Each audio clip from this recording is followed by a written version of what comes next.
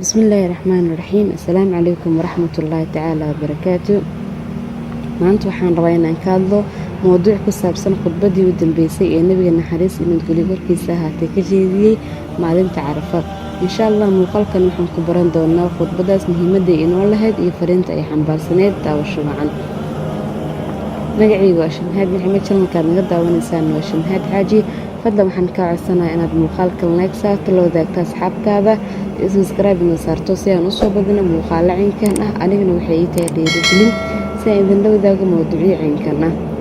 khudbadii rasuulka maalintaas jeediyey waxay ahayd fariin muhiim ah oo ay waajib tahay in qof waliba oo muslim ah uu ugu yaraan hal mar dhageysto kelmadihii rasuulka maalintaas sheegay. waxaan idin soo turjumay khudbadii rasuulka naxariis iyo nabadgelyo korkiisa ahaatee. dhageyso ilaa dhammaadka, deedna la wadaag asxaabtaada.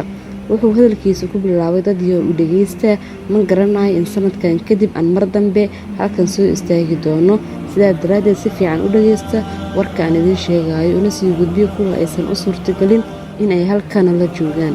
meeshan barakaysan, maalintan barakaysan iyo bishaan barakaysan darteed xasuusnaada in aad dhabtii rabbigiina la kulmi doontaan, acmaashiinana la idinka xisaabin doono. haddaba digtoonaada dadii dhiigiina iyo maalkiinu waa idinka xaaransan yahay. midkii idinka mid ah ee ammaanahaya ha uu celiyo qofkii lahaa. ribo, dulsaar, dhammaanteed waa mamnuuc. hayeeshee faa'iidadiina idinkaa iska leh. qofna ha dulmiyin, adiga laguma dulmin doono. ha iska argoosanina dhiiggii aad iska daadiseen waqtigii jaahiliyadda. dadii iska ilaaliya shaydaanka, wuxuu isku dayi doonaa in uu idinka qaldo waxyaalo yaryar. uga digtoonaada shaydaanka diintiina darteeda. ragow ogaada in dumarkiina xaq idinku leeyihiin, idinkuna aad iyaga xaq ku leedihiin. xasuusnaaw in aad ku guursatay ogolaanshaha ilaahay iyo rumaysnaantiisa. habeenkiinu waxay xaq idinku leeyihiin in aad si naxariis leh u qoodisaan, uguna labistaan, ula dhaqantaan marwadada si wanaagsan oo naxariis leh, sababtoo ah waa lamaanahagii nolosha iyo mid mar waliba ku caabin doonta. dadii si wanaagsan iyo dhegeysta. caabud ilaahay subxaana watacaala oo keliya. si joogto ah u tuko 5 salaadood. soon bisha barakeysan ee soonqaad. ka bixi hantidaada sako. soo gud waajibaadka xajka haddii aad awoodid. bini aadamka oo dhammi waxay ka yimaadeen aadam iyo xaawo. carabtu kama sareysa kuwa aan carabta ahayn, kuwa aan carabta ahayna kama sareeyaan carabta. dadka cadaanka ahi kama sareeyaan kuwa madow, dadka madowga ahna kama sareeyaan kuwa cad.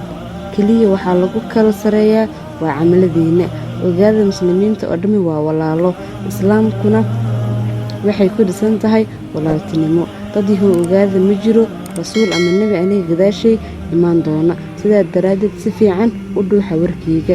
waxaan idinkaga tagayaa 2 waxyaabood oo kale ah qur-aanka iyo sunnadeyda. haddii aad labadaas ku dhignaantaan weligiin lumi maysaan.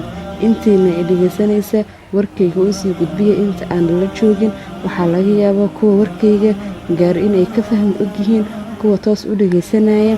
intaas kadib rasuulka naxariis iyo nabadgelyo korkiisa ahaatee waxa uu khudbadiisii raaciyey aayad qur-aan ah oo markaas toos ugu soo degtay oo ay ka mid ahaayeen: maantaan idin kaamilay diintiina, waxaan idin taamiyeelay korkiina nimcadeyda, waxaana idinka raali noqday islaamka diin ahaan. ugu dambeyna gabagabadii khudbadiisa ayuu rasuulku sallallahu calayhi wasallam isagoo codka kor u qaadaya wuxuu yidhi: ilaahayo markhaati ka ah in aan fariintaadii u gudbiyey dadkaaga.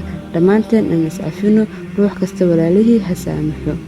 fadlan waxaan kaa codsanaa inaad muuqaalkan like saarto, la wadaagto asxaabtaada, iyo subscribe ina saarto si aan usoo badino muuqaalo caynkan ah. anigana waxay tahay dhiirigelin si aan la wadaago mowduucyo caynkan ah.